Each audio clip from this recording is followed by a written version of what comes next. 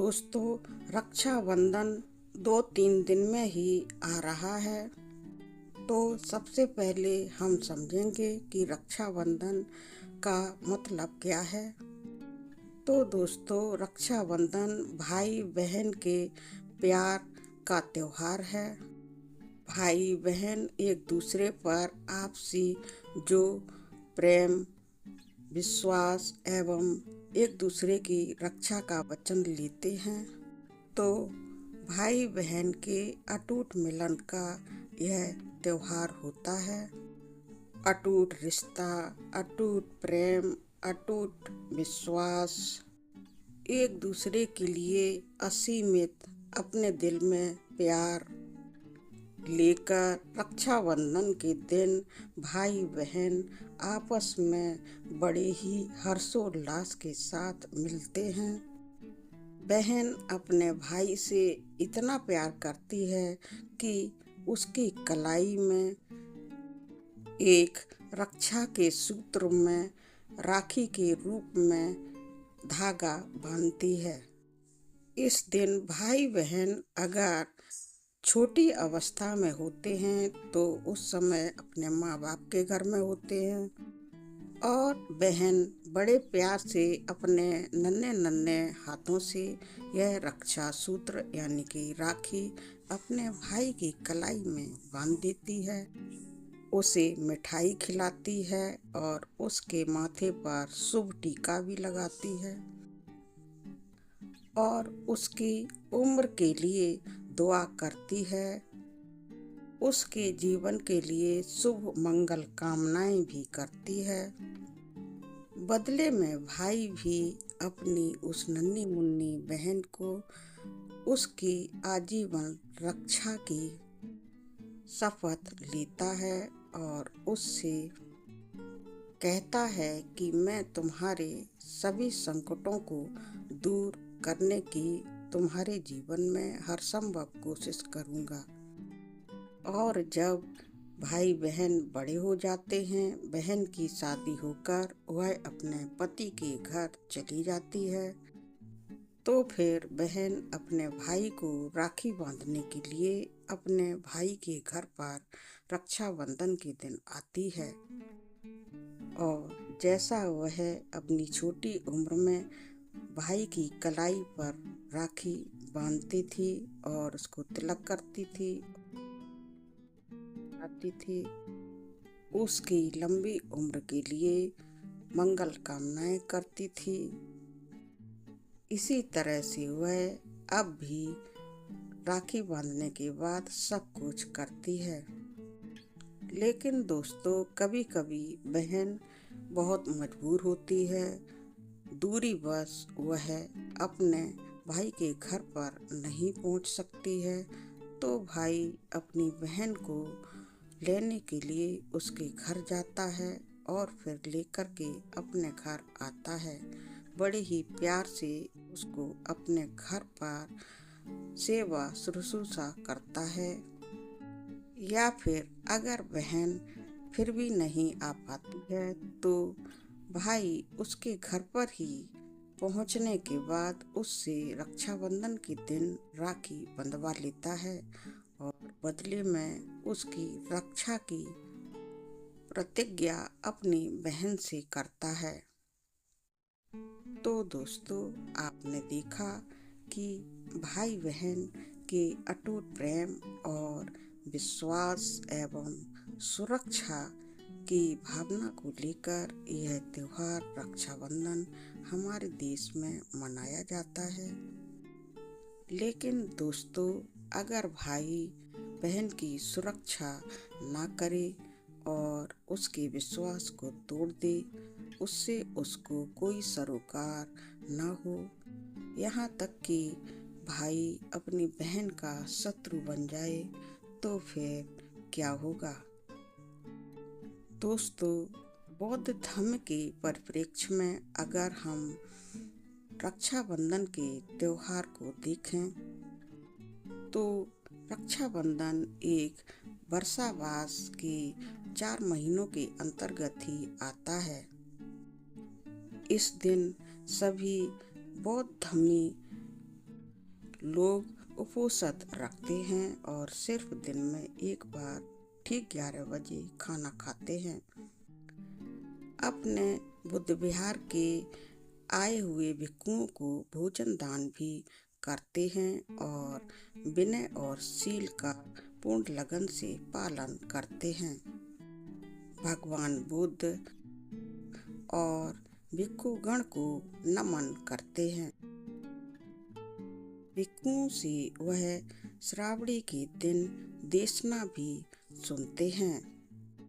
लेकिन दोस्तों, जब कोई भाई अपनी बहन का शत्रु बन जाए तो फिर ऐसे में हम एक कहानी जो बौद्ध धर्म के अंतर्गत आती है आपको सुनाने का प्रयास करते हैं। यह कहानी भगवान बुद्ध की समकालीन समाज में घटित एक कहानी है। इसलिए दोस्तों, यह कहानी बिल्कुल ही सच्ची है। लेकिन दोस्तों, इस कहानी को सुनाने से पहले मैं आपको अपने देश की एक ऐतिहासिक घटना के बारे में बताना चाहती हूँ। यह घटना चित्तौड़गढ़ राज्य की है। दोस्तों, 1527 ईस्वी में जब खानवा का युद्ध हुआ और इस युद्ध के कारण महाराणा सांगा की 1528 में करीब मृत्यु हो गई थी। कुछ सालों के बाद 1534 ईस्वी में गुजरात के बादशाह बहादुर शाह ने चित्तौड़गढ़ पर वापस से आक्रमण कर दिया था। अपने चित्तौड़गढ़ राज्य को बचाने के लिए बहादुर शाह जफर से अपने राज्य की सुरक्षा के लिए वहाँ की रानी कर्णावती ने एक राखी यानी कि एक रक्षा सूत्र मुगल बादशाह हुमायूं को भेजा था। मुगल बादशाह रानी कर्णावती की राखी को अपने हाथ पर बांधकर उनके राज्य चित्तौड़गढ़ की रक्षा के लिए अपनी सेना के साथ निकल पड़ा था और उसने चित्तौड़गढ़ की सुरक्षा बहादुर शाह जफर से की थी। अब देखिए दोस्तों, चित्तौड़गढ़ की यह रानी कर्णावती हिंदू थी और मुगल बादशाह हुमायूं मुस्लिम थे। फिर भी दोनों भाई बहन के रूप में एक दूसरे की जीवन भर रक्षा करते रहे।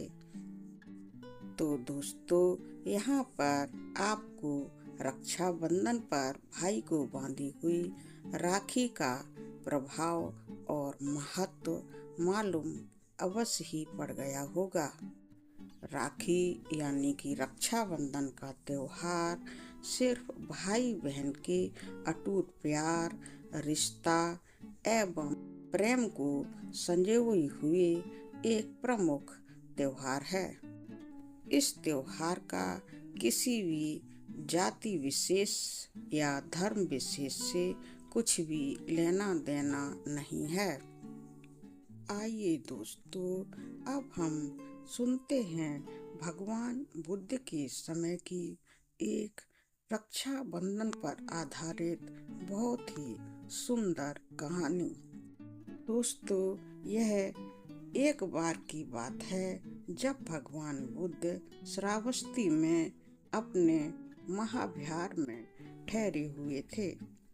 उनके समय में ही श्रावस्ती में एक छोटा सा सेठ था और उसका नाम था सुमन।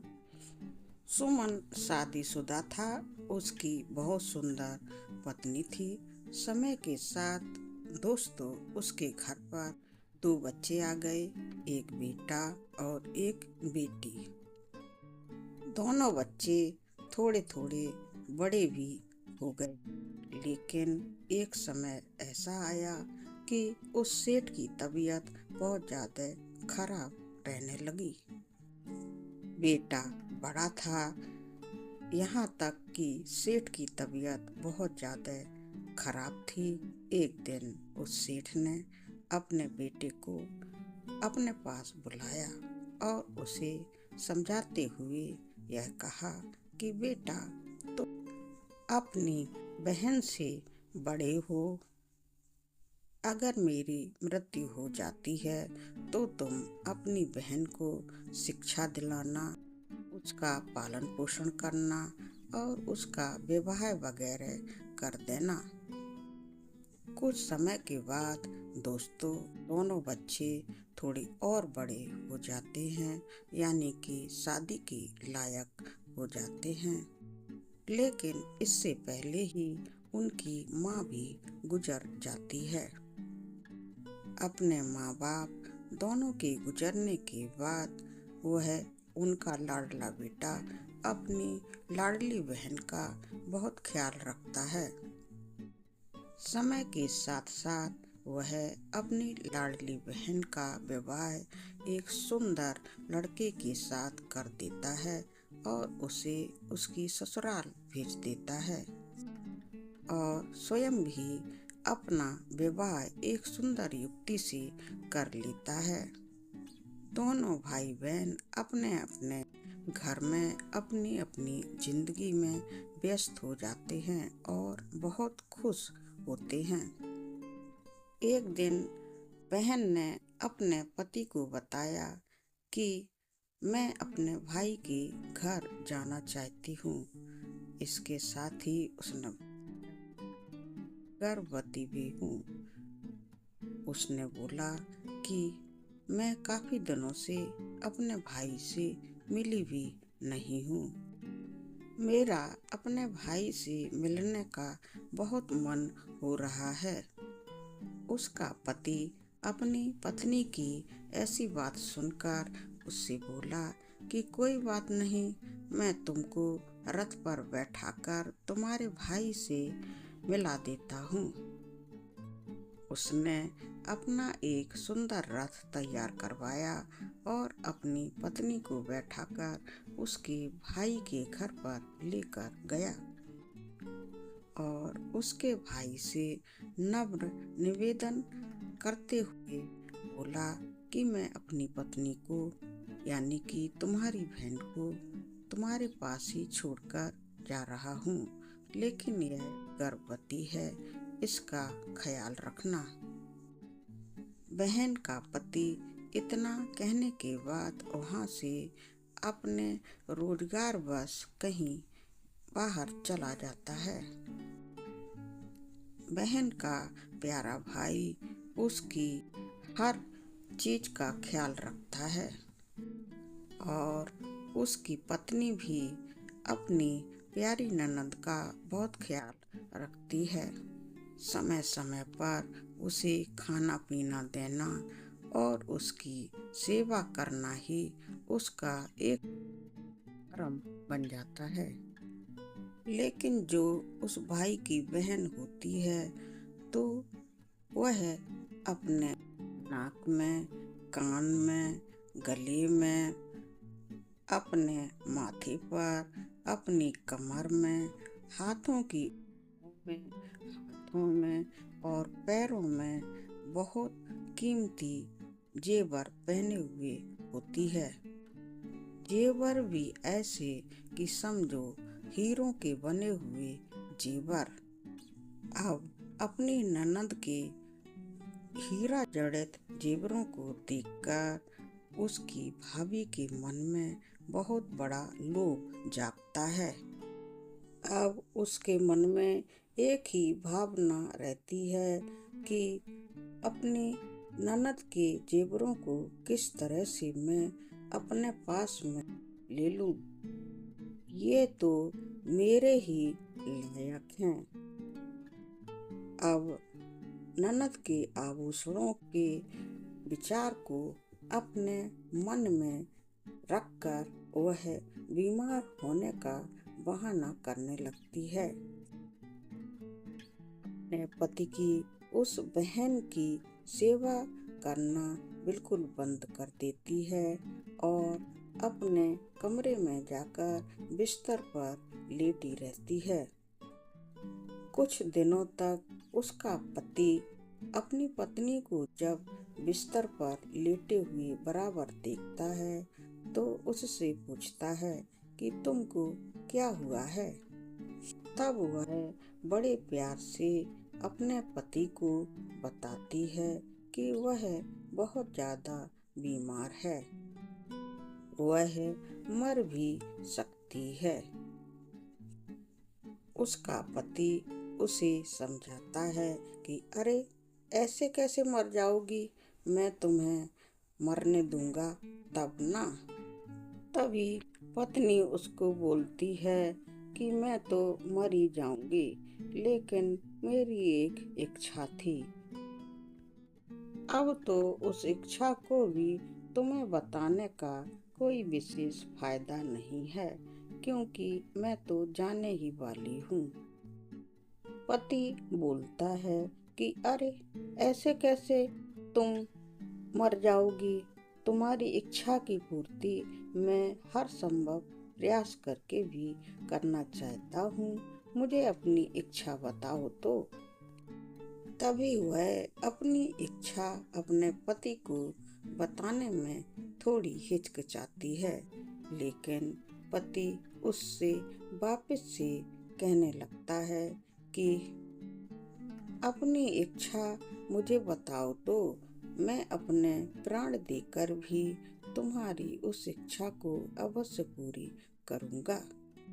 बस फिर क्या था, पत्नी तो ऐसे ही शब्द अपने पति के मुख से सुनना चाहती थी। उसने बड़े प्यार से अपने पति को अपनी इच्छा बताई। उसने कहा कि मैं गर्भवती हूँ और मेरा कुछ विशेष खाने का मन चल रहा है। दोस्तों, समाज में आपने देखा होगा कि गर्भवती स्त्रियों का कहीं इमली, कहीं अचार या कहीं कुछ खट्टा मीठा खाने का मन करता है और वह अपने प्रसव काल की अवस्था में ऐसी चीजों को खाने का प्रयास करती ही रहती है। खैर, इस पति के द्वारा ज्यादा पूछने पर उसकी पत्नी उसे कहती है कि तुम्हारी बहन कितनी सुंदर है।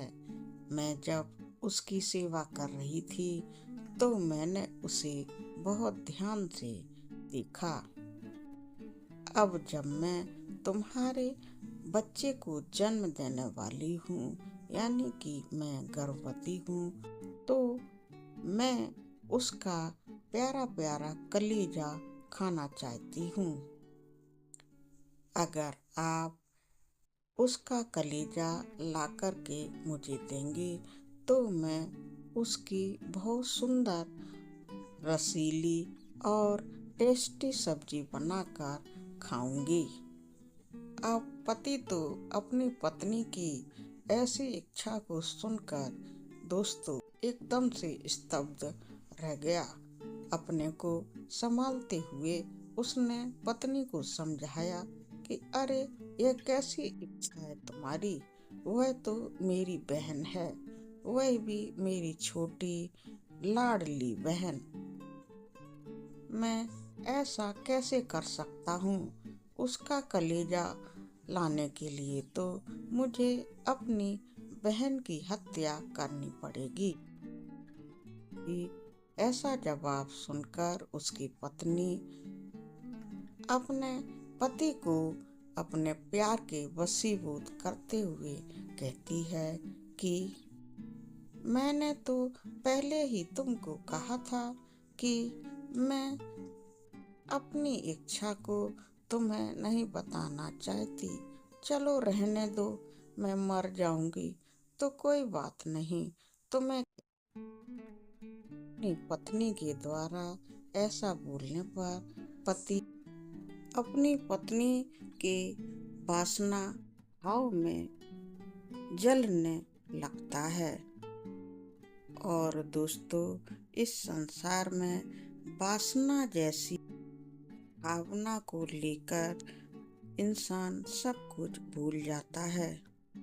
वह भूल जाता है कि धर्म कर्म क्या है, रिश्ते क्या होते हैं, प्यार क्या होता है। मनुष्य की वासना होती ही ऐसी चीज है कि अच्छे से अच्छा इंसान भी वासना का जब वशीभूत हो जाता है तो वह अपने और पराये में कोई भेद नहीं कर पाता है, अच्छे और बुरे में भी कोई भेद नहीं कर पाता है। इस बहन का भाई भी कुछ भी सही सही नहीं सोच पाया, क्योंकि वह तो वासना की अग्नि से पूर्ण रूप से जल चुका था।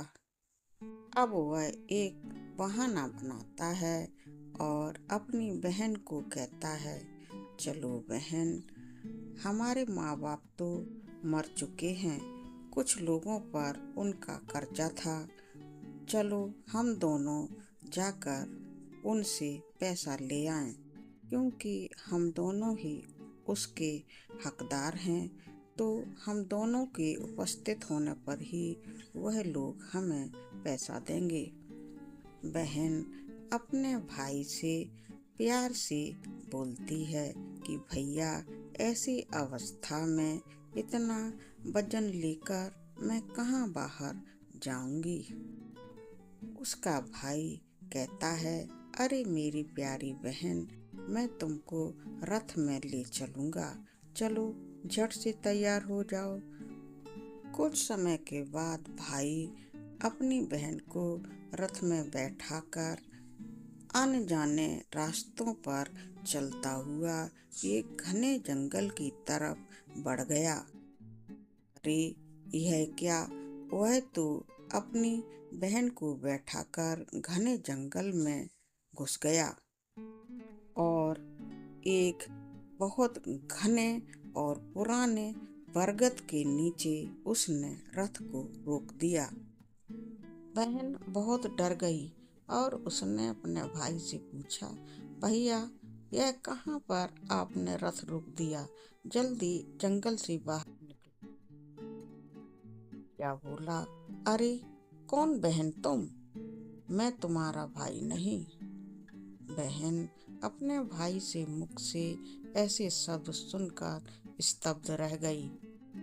भाई बोला, मैं तो तुम्हें यहाँ पर खत्म करने के लिए लाया हूँ।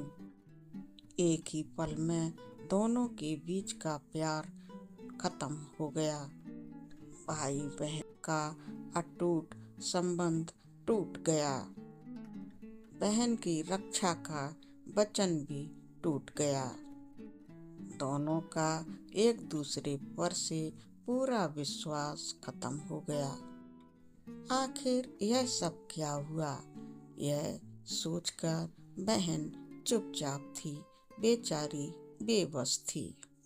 तभी उसके भाई ने बहुत बेरहमी से, निर्लज्जता से उसके बालों को पकड़कर खींचते हुए उसे रथ से नीचे उतारा। बहन बहुत ज्यादा डर गई, बहुत हताश थी। भाई ने अपने म्यान से तलवार निकाली और उसके ऊपर तान दी। बहन बोली, भैया, मुझे मत मारो, मत मारो, मेरे गर्भ में बालक भी है, यह तो बहुत बड़ा पाप है। बेचारी अपनी लाचारी में ऐसे ही गिड़गिड़ाती रही। उसने थोड़ा बहुत इधर उधर भागने की कोशिश की। बेचारी लड़खड़ाते पैरों से एक जगह पर गिर पड़ी।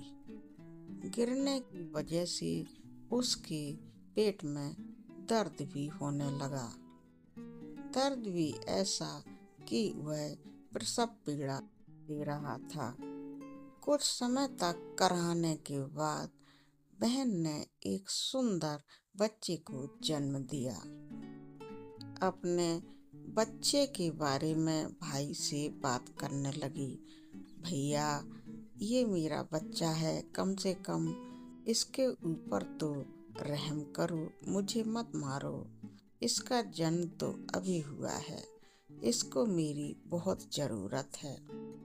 लेकिन भाई इतना नीच हो चुका था कि उस पर अपने बहन का कोई भी लफ्ज असर ही नहीं कर रहा था।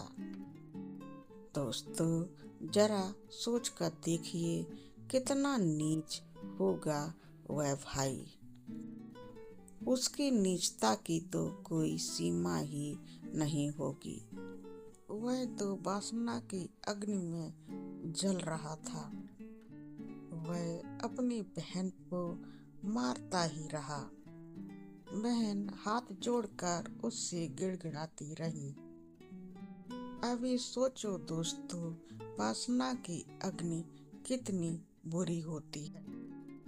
अभी गिड़गिड़ाती हुई बहन को अचानक याद आता है कि वह जब अपने पति के साथ अपने भाई के घर आ रही थी तो वह एक स्थान पर भगवान बुद्ध से मिली थी। भगवान बुद्ध ने अपनी देशना उसे दी थी और कहा था कि जीवन में तुम्हें जब भी असहनीय कष्ट हो तो तुम सिर्फ भगवान बुद्ध को याद करना और हर जगह मैत्री ही मैत्री का प्रसार करना और इस तरह मैत्री को ही अपना के रखना, सभी के साथ मैत्री का व्यवहार करना। ऐसा याद आते ही बहन अपने भाई के प्रति मैत्री का व्यवहार करने लगी। जो भाई उसके ऊपर इतना प्रहार कर रहा था, उसके बच्चे को भी मार दे रहा था, वह चुपचाप समाधि अवस्था में आकर हाथ जोड़कर भगवान बुद्ध को याद लगी और अपने इतने क्रूर भाई के लिए मैत्री करने लगी। भैया, तुम्हारे लिए मंगल कामनाएं, तुम हमेशा खुश रहो, तुम्हारा कल्याण हो, तुम्हारा कल्याण हो।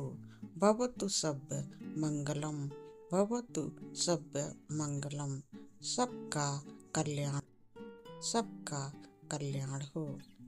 अब बहन की अपने भाई के प्रति मैत्री भावना की आहट भगवान बुद्ध के पास तक पहुंची और वह वहां पर तुरंत आए। उस स्त्री की रक्षा करते हुए वह उसे लेकर एक जगह पर पहुंचे। सुरक्षित स्थान पर उस स्त्री को छोड़ा। तभी उसके पति को भी संदेशा भिजवाया। उसका पति अपनी पत्नी और बच्चे को लेने के लिए अपनी पत्नी के पास पहुंचा और दोनों को लेकर अपने घर की तरफ चल दिया। जब वह अपनी पत्नी को लेकर घर पहुंचा तब उसकी पत्नी ने अपने भाई के संबंध में सारी बातें अपने पति को बताई और भाई के प्रति मैत्री भावना प्रकट करने का अपना कार्य भी बताया। भगवान बुद्ध ने उसकी किस तरह से रक्षा की यह भी बताया। तो दोस्तों, आपने इस कहानी में देखा कि भगवान बुद्ध के द्वारा बताई हुई मैत्री चित्त के द्वारा उस स्त्री ने अपने बच्चे को भी पाया और अपने पति को भी, और इस तरह अपने परिवार को पा लिया। दोस्तों, मैत्री चित्त रखने से हमारे जीवन में हमारा कल्याण तो होता ही है, हम दूसरों का भी कल्याण करते हैं। तो दोस्तों, हमेशा एक दूसरे के प्रति मैत्री चित्त को अपनाएं। दोस्तों, कहानी पसंद आने पर वीडियो पर लाइक और कमेंट करें, चैनल को सब्सक्राइब करें। नमो बुद्धाय, नमो धम्माय, नमो संघाय। साधु साधु साधु।